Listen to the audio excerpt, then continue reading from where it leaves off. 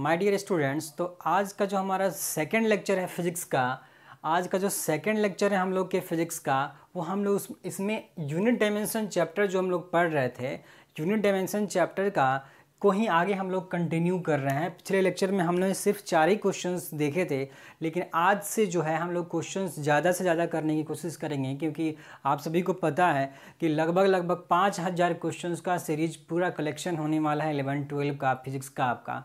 तो इसलिए अब ज़्यादा से ज़्यादा कोशिश रहेगी कि ज़्यादा से ज़्यादा हर रोज़ क्वेश्चंस कराया जाए। ठीक, हालांकि हिंदी मीडियम के बच्चों को थोड़ा भी सोचना नहीं है कि उन्हें कहीं से भी कोई दिक्कत होने वाला है, इसलिए हर एक क्वेश्चन, जितना क्वेश्चन होगा, हर क्वेश्चन हिंदी में भी लिखा हुआ आपको मिलेगा और हिंदी में भी समझाया जाएगा, ताकि आपको कहीं से भी कोई दिक्कत नहीं होने वाली है। तो चलिए बिना किसी देरी के, चूँकि हमें ज़्यादा से ज़्यादा क्वेश्चन करना है तो समय हमें नहीं गंवाना है, शुरू करते हैं आज का क्लास। बिल्कुल चलते हैं पहले क्वेश्चन की ओर। आज का जो हमारा पहला क्वेश्चन है वो क्या कहता है कि if density of water in SI system is 1000 kg per metre cube, then it's value in CGS system will be. बहुत ही आसान, बहुत ही सिंपल क्वेश्चन है। ठीक है, बोलता है कि किसका डेंसिटी, पानी का, यानी पानी का डेंसिटी जो है एसआई सिस्टम में कितना है, 1000 kg पर मीटर क्यूब, यानी जो पानी का घनत्व है एसआई सिस्टम में कितना होता है, 1000 kg पर मीटर क्यूब दिया गया है। तो आपको दिया गया के साथ साथ आपको पता भी होना चाहिए कि इतनी होती है, और तब उसका मान, उसकी वैल्यू हमें किस में निकालनी है, सीजीएस पद्धति में, सीजीएस सिस्टम के अंदर हमको निकालनी है। तो हम लोग जो यूनिट डायमेंशन चैप्टर पढ़ ही रहे हैं, इसमें हमको पता है यूनिट कन्वर्जन हमको पता होना चाहिए कि भाई सीजीएस से एसआई में कैसे जाते हैं और एफपीएस में कैसे कैसे कन्वर्जन होता है। तो वो सारी चीज़ें आपको पहले से पता होनी चाहिए। खैर चलते हैं आगे हम लोग। बहुत ही सिंपल चीज़ है, बहुत ही सिंपल।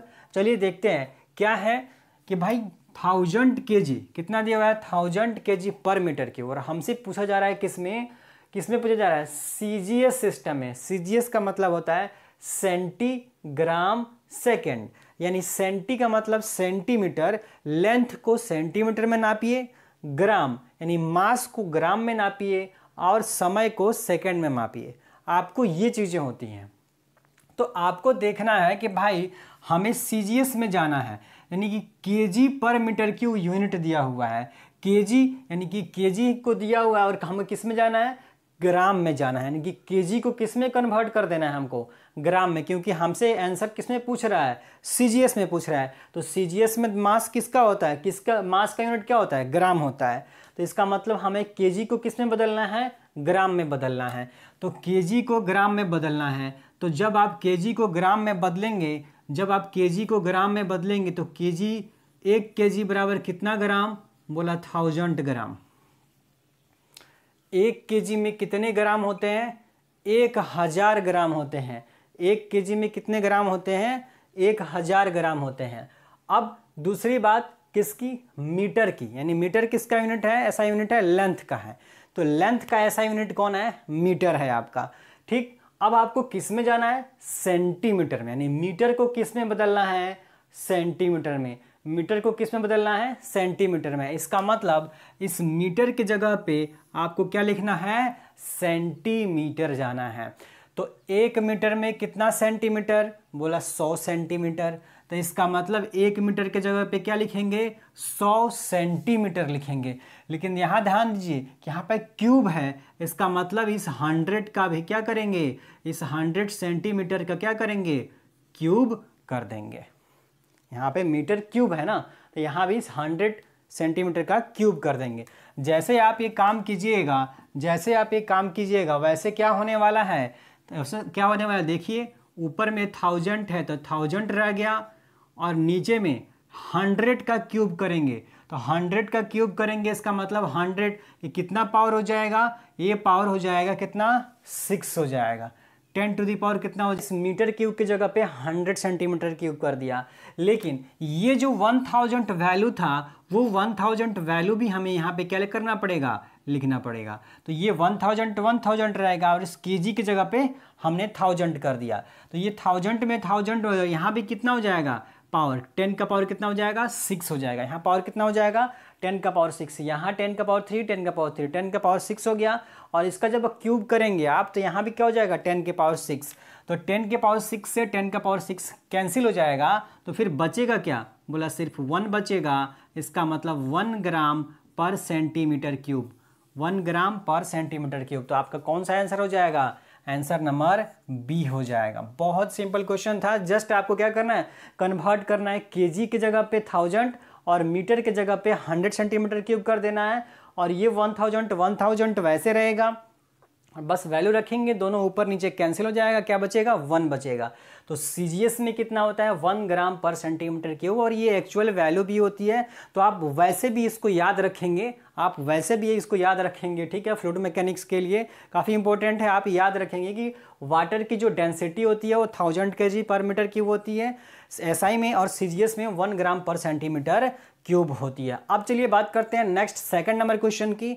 सेकंड नंबर क्वेश्चन क्या कहता है कि the sun angular diameter is 2000 second, the distance of sun from the earth is 15 × 10⁻10 metre, what is the diameter of sun. जरा देखिए, बोल रहा है कि जो सन का एंगुलर डायमीटर है ना, वो एंगुलर डायमीटर कितना दे रखा है? 2000 सेकंड दे रखा है। ये 2000 के ऊपर जो डबल लाइन, दो लाइन खींची गई है, उसको हम लोग सेकंड बोलते हैं। एक लाइन रहेगी तो उसको मिनट बोलते हैं। तो डिग्री को मिनट में और सेकंड में कन्वर्ट करने के लिए 60 से आपका काम कहता है, 60 से मल्टीप्लाई करते जाते हैं, ठीक। तो आपको जो है क्या पूछ रहा है, अगर ये आपको दिया हुआ है एंगुलर डायमीटर दिया हुआ है और पृथ्वी से इसकी दूरी, अर्थ से इसकी दूरी इतनी दे रखी है सन की, तो आपको सन का डायमीटर पूछा जा रहा है। बहुत सिंपल क्वेश्चन है, ठीक है। एक्चुअली में ये क्वेश्चन जो है एनसीईआरटी क्वेश्चन, एनसीईआरटी की बुक में ये क्वेश्चन दे रखा है, उसमें कुछ डेटा जो है चेंज किया गया है, ठीक।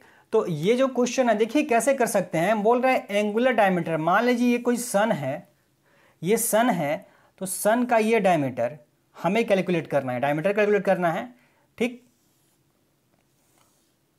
और ये अर्थ है, मान लीजिए ये अर्थ है, तो अर्थ से इसकी दूरी यानी ये जो डिस्टेंस है r, ये दे रखा है, ये एंगल आपको दे रखा है, ये कितना दे रखा है? Angular diameter.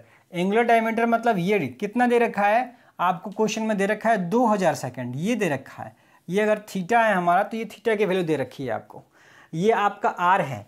और अगर आप इसको क्या मान ले, एक आर्क मान ले, इसको एक आर्क मान ले, तो हम लोग आर्क को क्या पढ़ते हैं, बोलते हैं एल से रिप्रेजेंट करते हैं। आपको आपने ये मैथ वाले लेक्चर्स में आपको ये मैंने पढ़ा रखा है एंगल के बारे में, कि एंगल थीटा इजकल टू क्या होता है? आर्क अपॉन रेडियस होता है। तो थीटा इजकल टू क्या होता है? Arc upon radius. तो अगर मैं इसको यहाँ पे लिखूँ तो theta equal to arc upon radius, तो ये आर्क हमारा एल है और रेडियस आर होता है। और हमें क्या चाहिए? बोला हमें तो डायमीटर चाहिए, हमें क्या निकालना है? सन का डायमीटर निकालना है। तो डायमीटर कितना होता है? बोला एल है, यानी एल निकालना है। तो यहाँ से एल इजकल टू क्या हो जाएगा? आर जाके मल्टीप्लाई कर जाएगा इसके साथ, थीटा के साथ। तो एल इजकल टू क्या हो जाएगा? R into theta. अब जो आर है वो डिस्टेंस है, अर्थ से इसकी डिस्टेंस है, वो आपको गिवन है क्वेश्चन में। क्वेश्चन में आपको अर्थ की डिस्टेंस दी हुई है, एंगल थीटा की वैल्यू आपको दी हुई है कितना? 2000 सेकेंड। तो सेकेंड है, तो हमारा तो कैलकुलेशन एसआई में होता है। कैलकुलेशन किस में होता है? एसआई में होता है। तो इस सेकेंड को हमको एसआई यूनिट क्या होती है? एंगल की एसआई यूनिट रेडियन होती है। तो इसका मतलब कि आपको ये 2000 सेकेंड को किस में कन्वर्ट करना पड़ेगा? रेडियन में कन्वर्ट करना पड़ेगा। तो बोला ऐसे कैसे कन्वर्ट करेंगे? तो करने के लिए आपको क्या करना होगा? रेडियन में कन्वर्ट करने के लिए आपको जो भी सेकेंड दे रखा होगा, सबसे पहले उसको किस में बदलिएगा? डिग्री में बदलेंगे। और डिग्री से रेडियन में हम लोग कन्वर्ट करते हैं। तो इसमें अगर आपको डिग्री में बदलना है तो सबसे पहले मिनट में बदलिएगा। मिनट में बदलने के लिए 60 से डिवाइड कर दिया, फिर इसको डिग्री में बदलने के लिए फिर वापस से 60 से डिवाइड करेंगे। यानी जब इतना डिवाइड कर देंगे तो ये वैल्यू सेकंड से किस में आ गई? किस में आ गई ये वैल्यू? अब डिग्री में आ गई। अब डिग्री से रेडियन में कन्वर्ट करना है, तो डिग्री से रेडियन में कन्वर्ट करने के लिए पाई अपॉन 180 से क्या करते हैं? मल्टीप्लाई करते हैं। पाई अपॉन 180 से क्या करते हैं? मल्टीप्लाई करते हैं। अब जब ये कैलकुलेशन आप करेंगे तो ये जो वैल्यू मिलेगी वो एंगल की, वो किस में मिलेगी? रेडियन में जो मिलेगी। तो ये वैल्यू हमारी थीटा की वैल्यू होगी। ये वैल्यू जो क्या होगी? ये थीटा की वैल्यू निकल के आएगी। जो 2000 आपका सेकंड में दे रखा था, अब उसको हमने रेडियन, अब ये रेडियन ये वाली वैल्यू उठा करके थीटा की यहाँ रखेंगे और आर जो है, आर जो दे रखा है वो यहाँ रखेंगे और फिर जब आप कैलकुलेशन करेंगे तो कैलकुलेशन करने पे इसका आंसर आएगा क्या, 1.4 इंटू 10⁹ मीटर। 1.4 से कुछ ज़्यादा आएगा, 1.45 आएगा, पर जो है ऑप्शन के हिसाब से हम देखेंगे तो सिर्फ हमारे पास यही ऑप्शन है। तो 1.4 इंटू 10⁹ का इसका एग्जैक्ट आंसर होगा। ठीक है, तो आप जो है इस क्वेश्चन को नोट कर लीजिए। बीच में मैंने ये चीज़ें लिख रखी हैं, आप समझने के लिए आप अपनी कॉपी में लिख सकते हैं और इस क्वेश्चन को कैसे सोल्व किया गया है वो भी आप लिख सकते हैं। तो इसको आप अपने कॉपी में नोट कर लीजिए। डियर स्टूडेंट्स, जो है आज के लेक्चर में हम लोग बहुत स्मॉल, बहुत बेसिक लेवल के क्वेश्चंस कर रहे हैं। बेसिक लेवल का हमारा जो सेकंड लेक्चर है, यूनिट डायमेंशन में 3 बेसिक लेवल के आपके क्लासेस होंगे। तो आज सेकंड क्लास है, इसके बाद एक और लेक्चर होगा जो बेसिक लेवल का होगा। उसके बाद हम लोग मॉडरेट लेवल के क्वेश्चंस यूनिट डायमेंशन के शुरू करेंगे। मॉडरेट लेवल के क्वेश्चन में आप जो है जितने भी क्वेश्चन IIT JEE मेंस और आपके नीट के एग्जाम में आए हुए हैं वो सारे क्वेश्चन हम लोग मॉडरेट लेवल में डिस्कस करने वाले हैं। और उसके बाद जो आपका हायर लेवल होगा उसमें JEE एडवांस के क्वेश्चन डिस्कस करेंगे यूनिट डायमेंशन के। ठीक, तो आपका एक लेक्चर इसके बाद और होने वाला है किसका, बेसिक लेवल का, जिसमें बहुत छोटे छोटे क्वेश्चंस बहुत बच्चों को पहले से पता है, फिर भी आप सभी को सारा का सारा क्लास देखना है, पूरी क्लासेस देखनी है और सारे के सारे क्वेश्चंस आपको करने हैं। ठीक है, तो चलिए आगे बढ़ते हैं नेक्स्ट क्वेश्चन की ओर। थर्ड नंबर क्वेश्चन क्या है, what is the value of 1 Newton force in CGS system. CGS में आपका न्यूटन, 1 न्यूटन की वैल्यू कितनी होती है, किस यूनिट सिस्टम में, CGS में कितनी होती है। तो सभी को पता है कि जो न्यूटन होता है वो फोर्स का SI मात्रक होता है, SI यूनिट होता है। फोर्स का ऐसा यूनिट कौन होता है, न्यूटन होता है। तो आपको इस क्वेश्चन का जवाब देने से पहले आपको एक चीज पता होना चाहिए, क्या, कि भाई फोर्स जो है आपका, वो फोर्स का CGS यूनिट क्या होता है। तो फोर्स का CGS यूनिट होता है डाइन।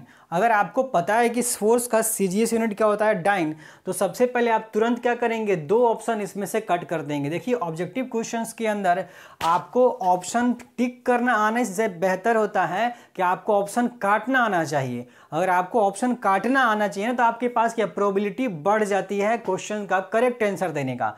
अब जैसे ही आपको पता है कि भाई डाइन आंसर होता है, वैसे आप न्यूटन तो होता नहीं, आपको पहले भी पता है कि न्यूटन क्या है, ऐसा ही है, हमको तो सिस्टम CGS में बताना है। तो B और D ऑप्शन तो होने से रहा, तो होगा कौन, C और A में से।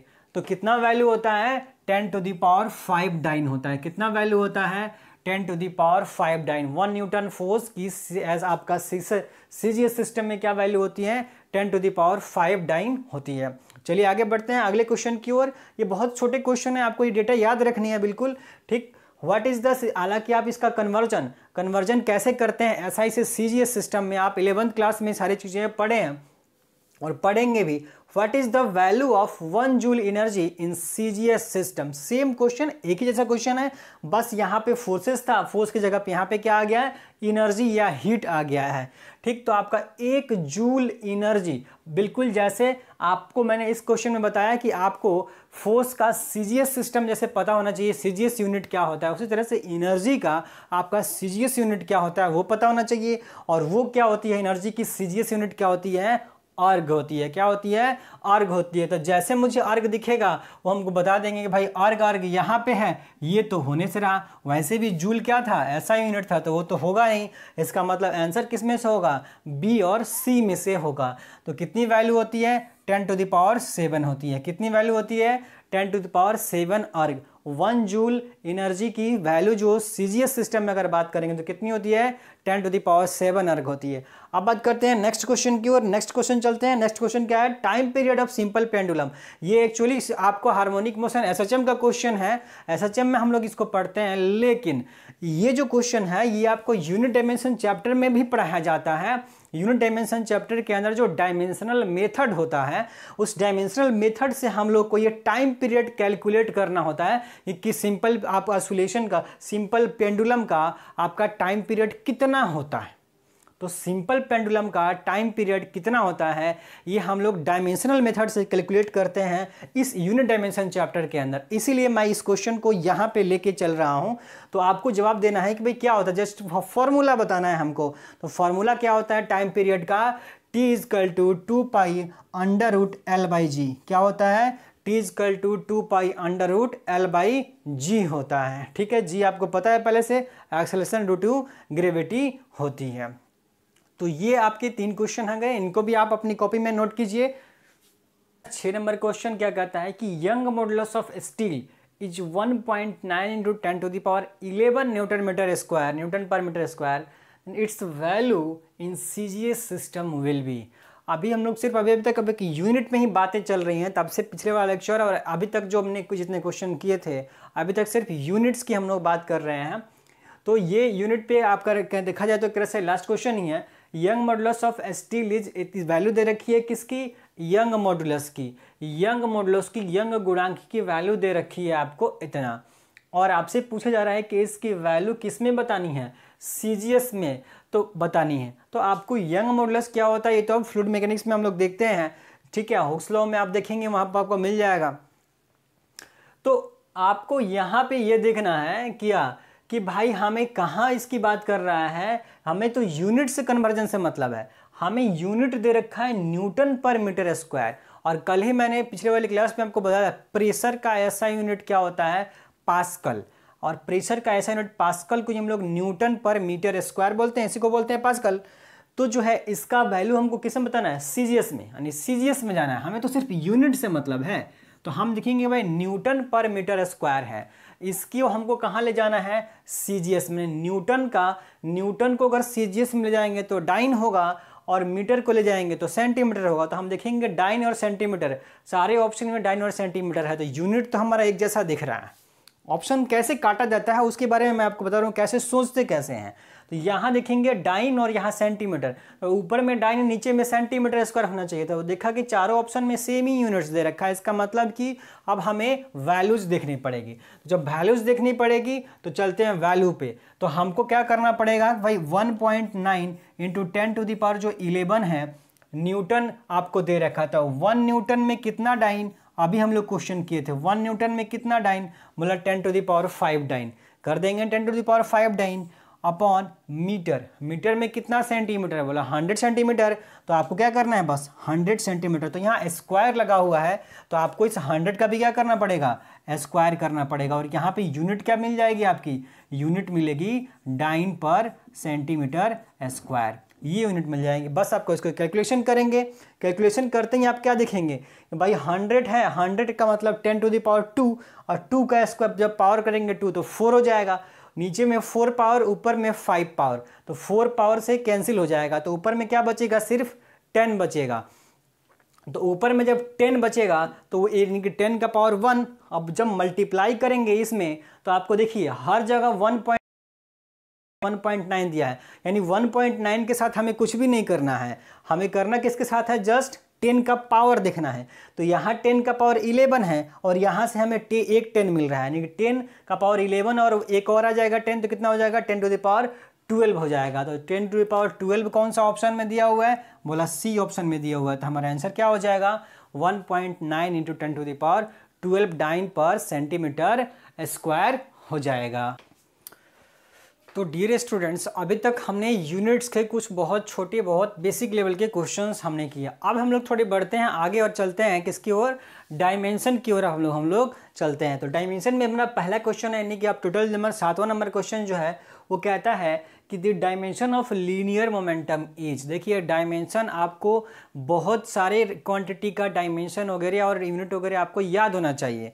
ठीक है, डायरेक्टली आपको ऐसा नहीं है कि आप एग्जाम में बैठ करके निकालते रहेंगे, उतना टाइम आपके पास जनरल कंपटीशन या आपको IIT नीट के अंदर कहीं भी ऐसा नहीं होता है कि आपके पास पर्याप्त टाइम है कैलकुलेट करें और फिर बताएं। तो कुछ जो आपका 15-20 ऐसी क्वांटिटियाँ होती हैं जिसकी यूनिट्स और डायमेंशन आपको एकदम से आपके जबान पे होना चाहिए हमेशा। ठीक, उसमें आपका नाम आज एक लीनियर मोमेंटम का होता है। ये क्वेश्चन जो है अक्सर जो है बहुत बेसिक लेवल पे आता रहता है एग्जाम के अंदर, इसलिए आपको याद रखना है कि the dimension of linear momentum, रैखिक संवेग का डायमेंशन क्या होता है। तो आप सभी को पता है कि भाई डायमेंशन कैसे निकालते हैं। डायमेंशन निकालने के लिए आप लोग को फॉर्मूला पता होना चाहिए। जब तक फॉर्मूला नहीं पता है डायरेक्टली हम लोग डायमेंशन कैसे निकाल पाएंगे। तो देखेंगे जरा लीनियर मोमेंटम को हम लोग P से अगर रिप्रेजेंट करें, चलिए मैं आपको यहाँ इस क्वेश्चन का सोल्यूशन देता हूँ कि भाई linear momentum P equal to क्या होता है, मास इंटू वेलोसिटी होता है। क्या होता है? Mass into velocity. P equal to m into v होता है लीनियर मोमेंटम। तो मास को हम लोग जब डायमेंशन कैलकुलेट करते हैं तो किससे रिप्रेजेंट कर रहे होते हैं? कैपिटल M से रिप्रेजेंट करते हैं, तो कैपिटल M हो जाएगा।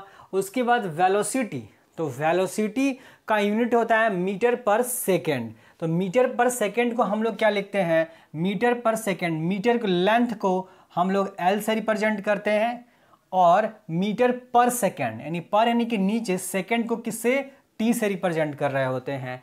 इसका मतलब अगर आप ये T को ऊपर लेकर जाएंगे तो T का पावर प्लस है, नीचे में ऊपर जाएगा तो माइनस हो जाएगा। तो इसको हम लोग कैसे लिख सकते हैं?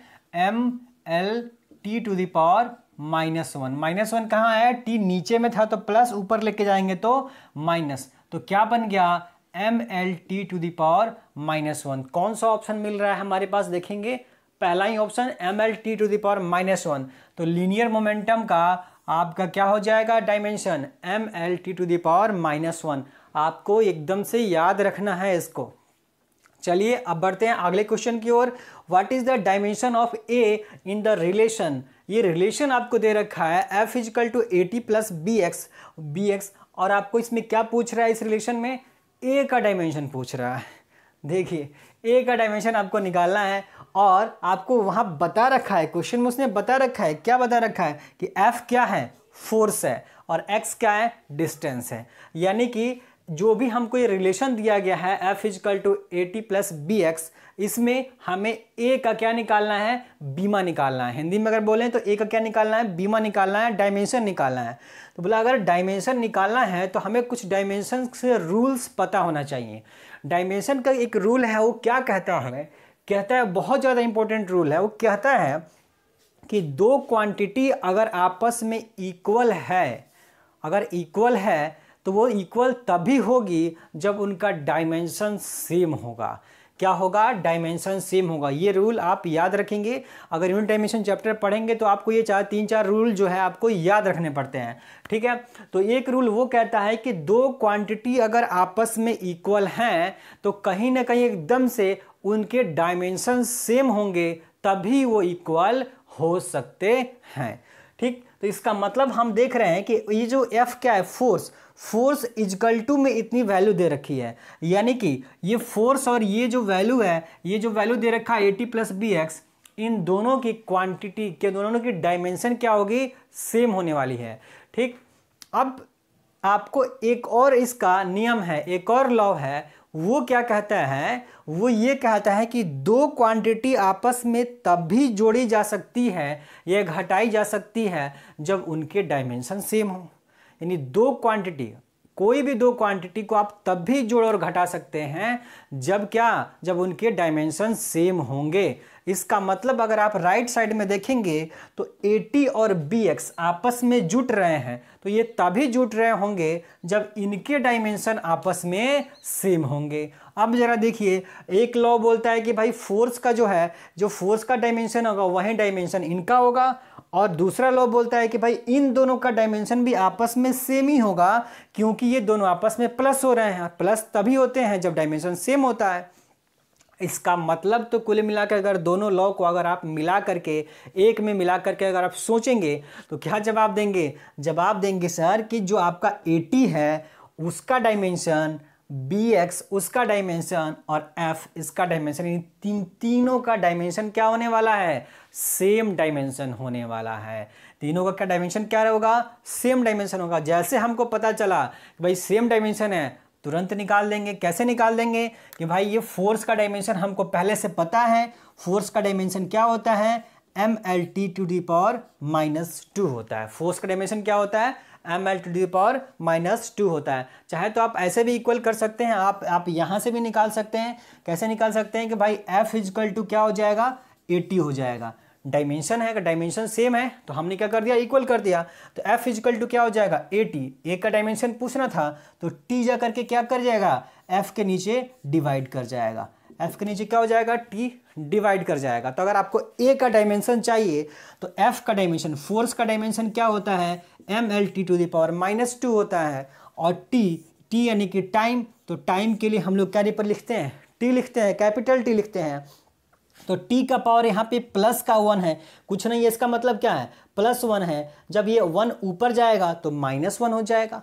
इसका मतलब -2 तो पहले से था t, अब एक और t ऊपर में जाएगा माइनस का, तो -2 पहले से है और एक और चला गया तो क्या हो जाएगा, -3 हो जाएगा। तो क्या मिल जाएगा आपको, mLT⁻⁻3। हम जरा देखेंगे कि ऐसा ऑप्शन हमें कहाँ मिल रहा है।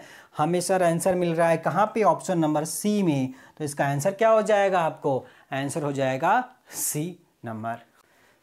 नेक्स्ट जो क्वेश्चन है 9th नंबर क्वेश्चन है। 9th नंबर क्वेश्चन क्या कहता है, बहुत इंपॉर्टेंट क्वेश्चन है आपके बेसिक लेवल पे। अगर इंपॉर्टेंट क्वेश्चन की लिस्ट में अगर हम लोग बात करते हैं तो आपका ये क्वेश्चन जो है बहुत ही ज़्यादा इंपॉर्टेंट होता है किसी भी एग्ज़ाम के लिए। ये क्वेश्चन जो है कई बार एग्ज़ाम में आ चुका है पहले भी।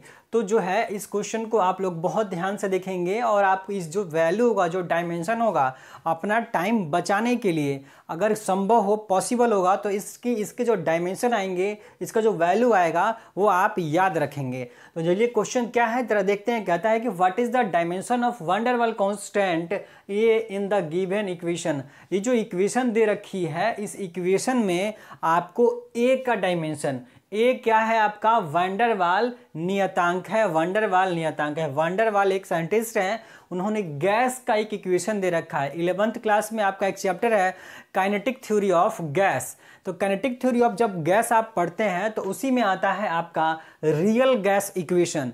तो दो तरह की गैसेस होती है, एक आइडियल गैस, रियल गैस होती है। तो आइडियल गैस हम लोग हमेशा जो है आइडियल गैस की ही बातें करते हैं, आइडियल गैस की चीज़ें ही पढ़ते हैं। लेकिन जो एक्चुअल में जो रियल गैस है, उस रियल गैस के लिए वैन डेर वाल्स ने क्या दिया था, एक इक्वेशन दिया था। अगर हम लोग आइडियल गैस की बात कर लें तो आइडियल गैस की इक्वेशन होती है PB=nRT। PB=nRT क्या होती है, आइडियल गैस की इक्वेशन होती है। पर यहाँ पे आप रियल गैस की इक्वेशन वैन डेर वाल्स ने दिया था और उन्होंने बोला था कि P + A/V² × V - B = RT होता है। मतलब कि कहीं प्रेशर में कुछ चीज़ें जुट रही हैं और वॉल्यूम में कुछ चीज़ें घट रही हैं।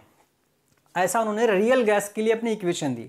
और A और जो B है, A और B, इसको वैन डेर वाल्स कांस्टेंट बोला गया क्योंकि उन्होंने इक्वेशन दी थी, उनके नाम पे एक कांस्टेंट पड़ गया। तो आपको इस इक्वेशन में इस A और B का आपको क्या निकालना होता है, डायमेंशन निकालना होता है। तो आपसे क्वेश्चन में सिर्फ और सिर्फ किसका पूछा गया है, ए का डायमेंशन पूछा गया है। बी का डायमेंशन बहुत ही आसान है, बी का डायमेंशन बहुत ही आसान होता है। अभी मैंने आपको बताया कि कोई भी चीज़ें प्लस माइनस तब होंगी जब उनका डायमेंशन क्या होगा, सेम होगा। तो भी क्या है यहाँ पे, भी वॉल्यूम है और वॉल्यूम का डायमेंशन क्या होता है, L³ होता है। वॉल्यूम का डायमेंशन क्या होता है, L³। तो इसका मतलब बी का डायमेंशन क्या होगा, L³। तो इसलिए आपसे बी का डायमेंशन जल्दी पूछा नहीं जाता है, पूछा किसका जाता है, ए का डायमेंशन पूछा जाता है। तो चलिए ए के डायमेंशन हम कैसे निकालेंगे, कैसे क्या करेंगे। अच्छा, इस क्वेश्चन में 4 ऑप्शन की जगह 3 ही ऑप्शन मैंने दिया हुआ है, आपको देखेंगे, ठीक है। तो हम लोग निकाल के देखते हैं कि कैसे इस ए की वैल्यू निकल के आएगी, ए का डायमेंशन क्या होगा। तो मैं आपको अभी पिछले वाले क्वेश्चन में 2 लॉ बताया आपको डायमेंशनल के, कि भाई 2 चीज़ें आपस में, 2 क्वांटिटी तब भी इक्वल होगी जब उनके डायमेंशन क्या होंगे, उनके डायमेंशन सेम होंगे। इसके अलावा अगर कोई भी क्वांटिटी, 2 क्वांटिटी आपस में जुट रही है या घट रही है तो उनका भी डायमेंशन क्या होगा, सेम होगा, तभी वैसा हो रहा होगा। तो जरा देखेंगे ध्यान से कि प्रेशर में P क्या है, प्रेशर, दाब है। इस प्रेशर में कुछ चीज़ें A/V² क्या हो रही है, जुट रही है। तो सर अगर ये जुट रही हैं तो ये जुट तभी रही होंगी जब इनका डायमेंशन सेम होगा, यानी कि इस प्रेशर का जो डायमेंशन होगा वही A/V² का डायमेंशन होने वाला है। तो हम लोग क्या करेंगे, जस्ट क्या करना है आपको, इक्वल कर देना होता है। जस्ट क्या कर देना होता है, इक्वल, यानी कि आपको प्रेशर का जो डायमेंशन होगा, डायमेंशन क्या लिख सकते हैं इसको, डायमेंशन ऑफ P क्या होगा, इक्वल हो जाएगा किसके, किसके इक्वल होना चाहिए, डायमेंशन ऑफ A/V² के, A/V² के। तो A का तो डायमेंशन निकालना ही है और V क्या है, जस्ट हम लोग देख रहे हैं, V क्या है, वॉल्यूम है। V क्या है, वॉल्यूम है। और P क्या है, प्रेशर है। जरा देखेंगे, जरा ये P प्रेशर का डायमेंशन क्या होता है, प्रेशर का हमने आपको अभी तक बताया, कल ही बताया कि पास्कल, पास्कल को हम लोग क्या लिखते हैं, Newton per metre square, newton per metre square. और न्यूटन किसका होता है, न्यूटन का डायमेंशन क्या होता है, फोर्स, फोर्स का डायमेंशन क्या होता है एक्चुअली में, mL/T⁻²। तो इस न्यूटन को हम लोग ऐसे लिख सकते हैं, और नीचे में मीटर स्क्वायर, तो मीटर स्क्वायर को हम लोग क्या लिख सकते हैं, एल स्क्वायर। मीटर स्क्वायर क्या लिख सकते हैं, एल स्क्वायर। जैसे एल का पावर 2 है, ऊपर में एल का पावर 1 है, तो एक पावर से एक पावर कैंसिल हो जाएगा, तो नीचे में एक पावर बचेगा, एक पावर ऊपर जाएगा तो क्या हो जाएगा, -1। फिर से समझिए, mL/T⁻², फोर्स का होता है डायमेंशन, और मीटर स्क्वायर का हो जाएगा एल स्क्वायर। एक एल ऊपर में है प्लस का, नीचे में 2 प्लस का है, तो एक प्लस से एक प्लस कैंसिल हो जाएगा, नीचे में एक एल बचेगा प्लस का, जब एक एल ऊपर जाएगा प्लस का तो माइनस का एल हो जाएगा। इसका मतलब ये क्या मिलेगा हमें सर, ये मिलेगा mL-1T⁻², यानी ये क्या मिला सिर्फ हमको, ये डायमेंशन किसका मिला, बोला प्रेशर का डायमेंशन मिला सर। तो अगर प्रेशर का डायमेंशन ये है तो जस्ट आप देखिए इसको किसके इक्वल करना है, A/V² के, तो V² क्या कर रहा है इधर, डिवाइड, इधर आएगा तो क्या हो जाएगा, मल्टीप्लाई। यानी इसमें जो है आपको मल्टीप्लाई करवा देना है किसको, V² के डायमेंशन को। तो V क्या है, बोला वॉल्यूम है, तो वॉल्यूम का डायमेंशन क्या होता है, L³ होता है, L³ होता है, L³ डायमेंशन होता है वॉल्यूम का, पर वॉल्यूम का स्क्वायर लगा हुआ है, ध्यान से देखेंगे वॉल्यूम का स्क्वायर है, इसका मतलब इस L³ का स्क्वायर होगा। तो L³ का भी क्या हो जाएगा आपको स्क्वायर, एक तरह से आप ऐसे लिख सकते हैं सिंपली समझने के लिए, L³ का क्या हो जाएगा स्क्वायर, तो यहाँ L का पावर कितना हो जाएगा, 6 हो जाएगा। तो जरा आप देखेंगे ये क्या मिलेगा, mL-1, हो सकता है आपको नहीं दिखे, चलिए मैं आपको इधर लिख देता हूं, ये क्या हो जाने वाला है mL-1T⁻², इसमें किससे मल्टीप्लाई कर देंगे, L⁶ से, किससे मल्टीप्लाई हो जाएगा, L⁶। अब आप जरा देख लेंगे, यहाँ L का पावर -1 है, यहाँ L का पावर +6 है, इसका मतलब इस -1 से इसका एक कम हो जाएगा, एक कम हो जाएगा, एक खत्म हो जाएगा, तो क्या बचेगा सिर्फ mL, L का एक कम हो गया क्योंकि यहाँ माइनस था तो कम हो गया, तो क्या बचा L का पावर 5, mL⁵ T⁻²। तो ये हमारा आएगा किसका, A का डायमेंशन। कैसे आया, डायमेंशन P का, प्रेशर का डायमेंशन A/V² के इक्वल कर देना है, और V² आके इधर प्रेशर के डायमेंशन में मल्टीप्लाई कर जाएगा, हमारा A का डायमेंशन मिल जाएगा। तो ऐसा कौन सा ऑप्शन दे रखा है, mL5T⁻², ऐसा ऑप्शन नंबर बी है। तो इसका आंसर हमारा क्या हो जाएगा, बी हो जाएगा। जो 10th नंबर हम लोग का क्वेश्चन है, 10th नंबर क्वेश्चन कहता है कि in the equation y = a sin ωt - kx the dimension of omega A. ये जो W की जैसा लिखा हुआ है ना, तो बहुत बच्चे तो W की जैसा लिखा हुआ है इसको W ही पढ़ेंगे, लेकिन ये क्या है, ओमेगा है, ठीक है, इसको ओमेगा हम लोग पढ़ते हैं। तो जो है हमें क्वेश्चन में क्या कह रहा है कि एक इक्वेशन दे रखा है, और इस इक्वेशन में हमसे क्या पूछ रहा है, ओमेगा का बीमा निकालना है, ओमेगा का बीमा हमको बताना है। तो इस क्वेश्चन का जवाब देने से पहले आपको एक चीज़ पता होना चाहिए, और वो क्या पता होना चाहिए कि सर जो एंगल होता है ना, एंगल, उस एंगल का कोई भी डायमेंशन नहीं होता है, एंगल डायमेंशन लेस होता है। जैसे अगर कोई डायमेंशन लेस क्वांटिटी है, ये डायमेंशन लेस क्वांटिटी है, साइन थीटा, देखेंगे ध्यान से क्या लिखा है, y = a साइन ये थीटा के जगह पे, एंगल के जगह पे क्या लिखा हुआ है, ωt - kx लिखा गया है। तो अगर ये लिखा गया है तो ये जो एंगल है ωt - kx, जाहिर सी बात है इसका कोई भी डायमेंशन नहीं होगा। अगर कोई डायमेंशन होगा नहीं तो फिर हम अंदर वाले चीज़ का डायमेंशन कैसे निकालेंगे। तो कैसे निकालते हैं कि अगर हमारा ये इसका डायमेंशन कुछ नहीं है, इसका डायमेंशन कुछ नहीं है, तो किसी भी चीज़ का अगर डायमेंशन है ही नहीं तो हम लोग 0 0 लिख सकते हैं पावर में। किसी चीज़ का पावर में अगर आप सोचिए ज़रा, डायमेंशन अगर आपका कुछ है ही नहीं तो m⁴, l⁴, t⁴, अगर किसी चीज़ का डायमेंशन लेस, किसी भी डायमेंशन लेस क्वांटिटी का अगर हमको डायमेंशन रिप्रेजेंट करना है, तो अगर आपको दिखाना ही है तो ऐसे दिखा दीजिए, ऐसा दिखा देंगे कि भाई ना ही मास है, ना लेंथ है, ना टाइम। डायमेंशन क्वांटिटी एक तरह से वो है ही नहीं, एक तरह से डायमेंशन उसका है ही नहीं। तो डायमेंशन अगर लेस है तो उसका डायमेंशन का मतलब ही क्या होता है एक्चुअली में, पावर होता है।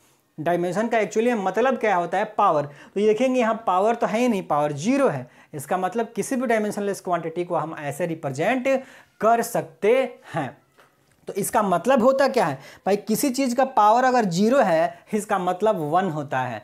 किसी भी चीज़ का अगर पावर 0 है उसका मतलब क्या होता है, 1 हो गया। यानी कि हम इसको क्या लिख सकते हैं, इसको 1 लिख सकते हैं। इसको क्या लिख सकते हैं, 1 लिख सकते हैं। अब जरा देखिए इसका मतलब, अभी थोड़ी देर पहले लॉ बताया आपको कि ये दो क्वांटिटी जो है आपस में माइनस हो रही है। तो माइनस कब होंगी, जब इनका डायमेंशन क्या होगा, आपस में सेम होगा। इनका डायमेंशन क्या होने वाला है, आपस में सेम। तो हमको भी पता है कि भाई ये जो एंगल है, एंगल डायमेंशन लेस है, और डायमेंशन लेस को हम लोग क्या लिख सकते हैं, 1 लिख सकते हैं। इसका मतलब ये भी 1 होगा, इसका भी, और इसका भी डायमेंशन क्या होना चाहिए, एक तरह से 1 होना चाहिए। तो हम लोग क्या कर सकते हैं, हम लोग ओमेगा टी को किसके इक्वल कर सकते हैं, 1 के इक्वल कर सकते हैं। ओमेगा टी को किसके इक्वल कर सकते हैं, 1 की। क्यों किया, क्योंकि डायमेंशन लेस होगा, तो डायमेंशन लेस के लिए कर दिया। अब जरा देखेंगे ओमेगा वहीं रहेगा, टी मल्टीप्लाई कर रहा है तो इधर जाएगा तो क्या हो जाएगा, डिवाइड। इधर जाएगा तो क्या हो जाएगा, डिवाइड कर जाएगा। 1/t ओमेगा इजकल टू क्या हो जाएगा, 1/t। टी यानी कि टाइम। तो टाइम को हम लोग क्या डायमेंशन जब लिखते हैं तो उस टाइम पे किससे रिप्रेजेंट कर रहे होते हैं, बोला कैपिटल टी से रिप्रेजेंट कर रहे होते हैं। जब टी यहाँ पे नीचे में प्लस में है, ऊपर में जाएगा तो क्या हो जाएगा, माइनस में हो जाएगा। तो सिर्फ क्या मिलेगा, t⁻⁻1 मिलने वाला है। t⁻ क्या मिलेगा भाई, t प्लस में है, ऊपर जाएगा तो माइनस में, t⁻⁻1। अब ऐसा तो कोई ऑप्शन में दिख नहीं रहा है कि केवल t लिखा हो, नहीं। तो ऐसा अगर नहीं दिया गया है तो जस्ट अभी मैंने आपको बताया, अगर कोई चीज़ नहीं है उसको हमको रिप्रेजेंट करना है तो उसका पावर में क्या लगा लीजिए, 0 लगा लीजिए। तो जरा देखेंगे इसका मतलब, इसको हम लोग क्या लिख सकते हैं, m⁻0 l⁻0 t⁻⁻1। यहाँ पे देखिए, यहाँ ना m है ना l है, लेकिन हमको रिप्रेजेंट करना है क्योंकि ऑप्शन ऐसा सेट किया गया है। तो इसके लिए आपको m का पावर 0 l का पावर 0 देख लेना है। तो क्या हो जाएगा, m⁻0 l⁻0 t⁻⁻1। ऐसा कौन सा ऑप्शन दिख रहा है, ऐसा ऑप्शन हमारे पास है ऑप्शन नंबर सी। तो आंसर क्या हो जाएगा, ऑप्शन नंबर सी हो जाएगा। तो माय डियर स्टूडेंट्स, आज जो हम लोग का जो सेकेंड लेक्चर था, बेसिक लेवल के जो सेकंड लेक्चर थे, आज हमने कुल मिला के 10 क्वेश्चन किए हैं। और जो है ऐसे धीरे धीरे क्वेश्चंस, अब जो है क्वेश्चन की संख्या ज़्यादा होगी हर रोज़ क्वेश्चन, क्योंकि बहुत ज़्यादा क्वेश्चन करना है। इतना क्वेश्चन करना है कि आप जस्ट वीडियो देखेंगे, आप जस्ट सिर्फ वीडियो देखेंगे, अपनी कॉपी में नोट करेंगे, और जब भी देने जाएंगे आप एग्ज़ाम नेक्स्ट ईयर में 2021 में IIT और आप नीट का एग्ज़ाम जब देने जाएंगे तो यकीन मानिए आप सारे क्वेश्चन फिजिक्स के बहुत आसानी से करके आने वाले हैं, बहुत आसानी से। तो इसके लिए करना क्या है, आपको सारी वीडियो पूरी देखनी है, फुल लेंथ की पूरी वीडियो देखनी है। 25-30 मिनट की वीडियो होगी, आपको सारी वीडियो देखनी है और लगातार देखनी है। और अपने जितने भी दोस्त हैं, आपके सर्कल में जितने भी दोस्त हैं, सबको जोड़िए, सबको जितना हो सके उतना शेयर कीजिए वीडियो को, और जितना हो सके अपने स्टूडेंट्स को, अपने दोस्तों को वहाँ पे लेकर के आइए, ठीक है। तो आज की क्लास में हम लोग इतना ही पढ़ेंगे, लेकिन अभी मैं यहाँ पे आपको एक छोटी सी बात और बताना चाहूँगा। वो क्या है, जरा मैं आपको देखिए, कुछ ऐसी क्वांटिटियाँ होती हैं जिसका डायमेंशन क्या होता है, सेम होता है।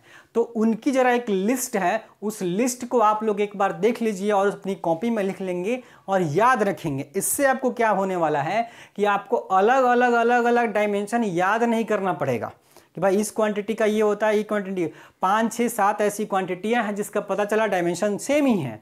तो उन क्वांटिटियों को आप एक जगह लिख सकते हैं कि भाई ये ऐसी क्वांटिटी है, एक बार उनका नाम याद कर लिया तो उनके डायमेंशन आपको एक जैसे मिलेंगे। तो जरा हम लोग एक बार देख लेते हैं वो कौन सी क्वांटिटियाँ।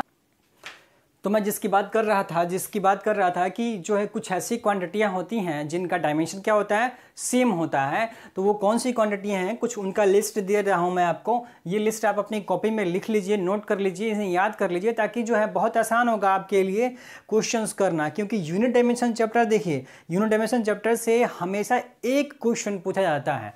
इससे कोई बहुत ज़्यादा क्वेश्चन नहीं आते हैं, पर एक क्वेश्चन हमेशा ही IIT या नीट के अंदर आता है।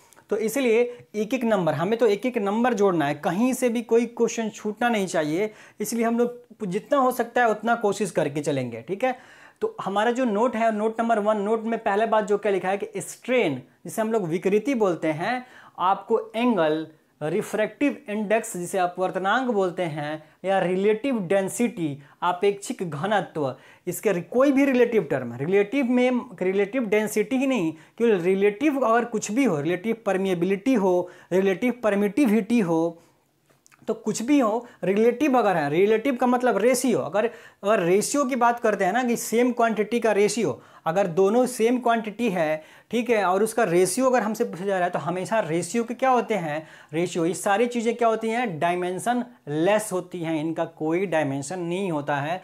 खास करके ये दोनों एंगल और आपको स्ट्रेन, एंगल और स्ट्रेन, ये जो है एग्जाम में के लिए काफ़ी इंपॉर्टेंट है। ये स्ट्रेन सबसे ज़्यादा इंपॉर्टेंट है। स्ट्रेन का क्या होता है, तो स्ट्रेन लेंथ क्या होता है, change in length upon original length, तो ऊपर भी लेंथ नीचे भी लेंथ, सेम चीज़ का रेशियो, डायमेंशन लेस, बस आपको ये याद रखना है। तो स्ट्रेन एंगल हो, रिफ्रैक्टिव इंडेक्स हो, चाहे रिलेटिव डेंसिटी हो, चाहे कोई भी रिलेटिव टर्म हो, उसका क्या हो जाएगा, वो डायमेंशन लेस हो जाएगा।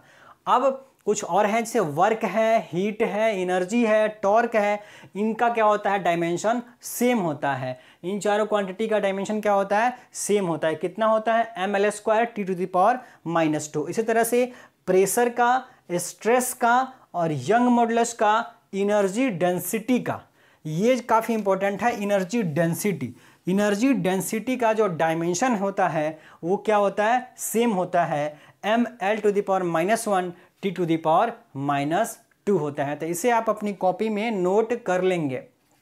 तो आज की क्लास में हम लोग बस इतना ही पढ़ेंगे। ठीक है, तो आप लोग जो जितना ज़्यादा हो सके उतना ज़्यादा शेयर कीजिए वीडियो को, अपने सारे फ्रेंड्स को जोड़िए जो भी आईआईटी नीट या जनरल कंपटीशन की तैयारियां करना चाहते हैं, क्योंकि साइंस और फिजिक्स खास करके हर एग्जाम में क्वेश्चन आने वाला है, हर एग्जाम में। तो बस जो है आप जम के तैयारी कीजिए, मेरे साथ बने रहिए और सारी वीडियो को अंत तक जरूर देखिए।